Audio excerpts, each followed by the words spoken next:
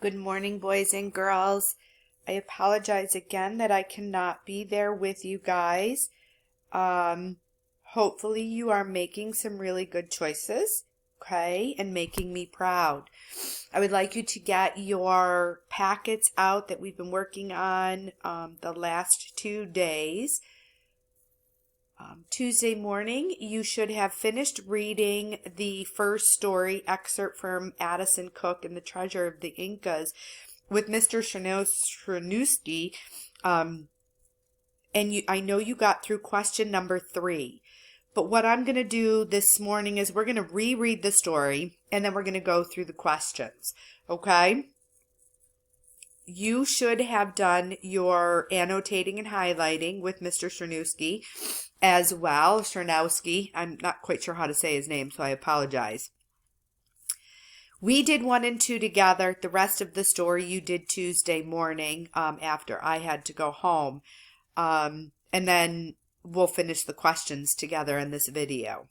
But today I'm just going to read it, and then we'll do the questions. So, excerpt from Addison, Cooke, and the Treasure of the Incas by Jonathan W. Stokes. Aunt Delia dropped Addison and Molly off in front of the New York Museum of Archaeology. It was a sprawling marble building, backlit by lightning strikes in the glowering night sky. Trees bent under the lash of a whipping wind. Addison and Molly dashed through the heavy raindrops of the growing storm, splashing their way through puddles to the basement entrance. Aunt Delia and Uncle Nigel were museum curators, so Addison and Molly knew the wooded grounds by heart. They cut through a maze of hedges and ducked under an arched portico. Skimming rainwater from his face, Addison found the basement key hidden in a crack of loose mortar. He unlocked the creaking iron door and hauled it open with all his strength. He and Molly slipped inside from the howling rainstorm, the great door booming shut behind them. Paragraph 3. The New York Museum of Archaeology was Addison's favorite place in the world. Great echoing halls filled with Egyptian mummies, Mongolian battle armor, a Viking warship, and the eastern wing of an Aztec temple. Deep down in the musty, snaking passageways of the basement archives was a secret underground world the public never saw, a labyrinth of vaults where millions of specimens were filed and stored. This was their uncle's workplace. Paragraph 4. Addison and Molly trotted through the dark corridors by feel, listening to the rising thunder rattling the cement walls above. They passed a long hallway crammed with crates of Ice Age bones for the Hall of Paleontology, saber-toothed tiger skulls with teeth curved like Arabian sickle swords, giant sloth femurs heavy as tree limbs, dire wolf claws sharp as switchblades. At last they spotted a light glowing from an office at the end of a dark passage. Paragraph 5. Uncle Nigel, we're here, Molly called. Turn to page 3.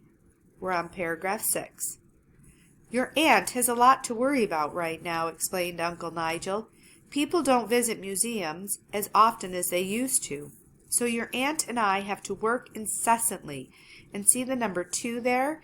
If you go to the end of the story on page 4, you'll find a number 2 at the bottom. We talked about that Monday with the curator word. And incessantly means without stopping. So they have to work without stopping. Let's go back to the top of page 3. Like slinkies on an escalator. If we don't find a great exhibit that will draw visitors back to the museum, our funding will be slashed. And Uncle Nigel trailed off. Then looking hard at Addison and Molly, he seemed to decide that honesty was the best policy. Well, we could lose our jobs. Paragraph 7. Addison and Molly weren't sure how to respond. Molly busied herself picking bits of turf from her cleats. Addison drew in his notebook, sketching the Cherokee headdress he saw draped over the filing cabinet. Paragraph 8. The point is, continued Uncle Nigel, Your aunt is on a short fuse, and you'd be wise to be model children for her until we sail through this rough patch. Paragraph 9. Well, that's enough serious talk, said Uncle Nigel. I just returned from a dig in the jungles of Bolivia and found the most improbable relic, an artifact that's not even supposed to exist. I don't suppose you'd like to see it. Paragraph 10. I don't see why not, said Addison, who could think of nothing better than a strange relic from a distant country. Before I go on, I just want to point out paragraph 8, 9, and 10. Do you see how they're starting with dialogue? Actually, they are dialogue. Each of these lines are dialogue.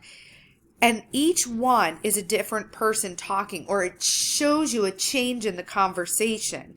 So here, it was Uncle Nigel continuing. There was a break here where they were talking about Addison and Molly. And then Uncle Nigel continued talking. Then in paragraph 9, Uncle Nigel was talking again. And then in paragraph 10, now it changed to Addison talking. So when conversations change, or there's different people talking, they each get a new paragraph. Okay, let's continue on. Paragraph 11. As Uncle Nigel talked, Addison's eyes darted to the shadowy corners of the office, containing relics from every era of history, ancient maps, papyrus scrolls, and decaying mummies, blood-encrusted samurai swords from feudal Japan, Maasai spears decorated in ostrich feathers, the fossil skeleton of an extinct dodo bird, even the 10-foot tusk of a narwhal spiraled like a unicorn's horn. Paragraph 12. Uncle Nigel nodded and wound up his tale. The Incas never delivered their treasure. Instead, they locked it away in a secret chamber and hid 3 keys across the Incan Empire. Each key contains a clue leading to the next. Locals believe Atahualpa's treasure is cursed. Fortune hunters have searched for it over the centuries, and none have returned alive. Legends say the treasure vault will open only for someone who has learned from King Atahualpa's mistakes. Paragraph 13. So what did you find on your dig in Bolivia? Addison asked quietly. Paragraph 14.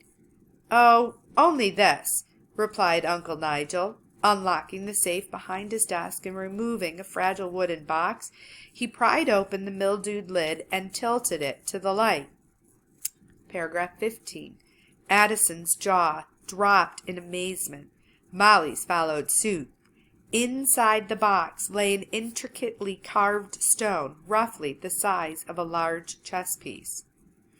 Go to page 4 so we can finish up. Paragraph 16. One of the 3 keys, cried Addison. Paragraph 17. More thunder broke outside the museum.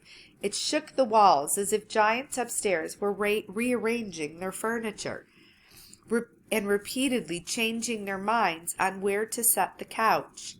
The wind howled so fiercely it could be heard even in the basement. Paragraph 18. Molly shivered. Is it real? Paragraph 19. Uncle Nigel allowed himself a smile.